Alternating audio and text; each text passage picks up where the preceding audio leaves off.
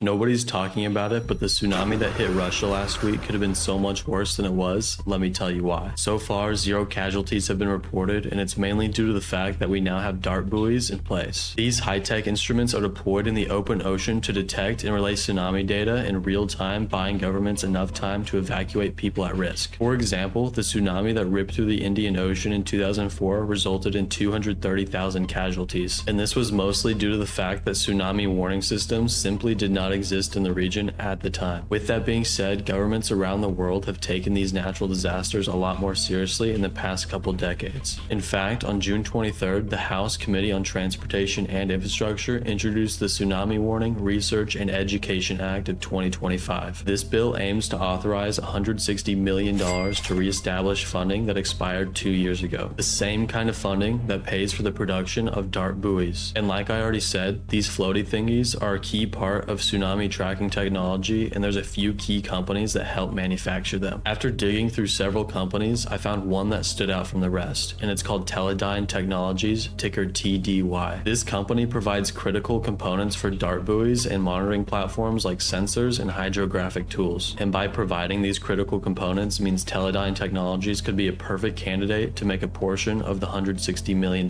funding. With all of that being said, I wanted to find out if any politicians were trading the stock, and sure enough, they were. Republican Representative Robert Bresnahan bought $15,000 worth of this company's stock on April 8th. And after I saw this, it immediately sussed me out for 2 key reasons. 1, Rob Bresnahan sits on the House Transportation and Infrastructure Committee, the same committee that the Tsunami Warning, Research, and Education Act of 2025 was introduced. And 2, he bought the stock just 76 days before the bill was introduced, which begs the question, did Rob Bresnahan know that this bill would be introduced to his committee and purposely buy the stock before it was? Whether that's the case or not, I looked up his trade and saw that he's already up 26% and that Teledyne Technologies is currently trading at all-time highs. From here on out, I'll be closely monitoring his trade on Altaneer. And for those of you who want to track his trade too and get alerted for when he eventually sells out of Teledyne Technologies, just tap the link in our bio. I'll see you in the next one.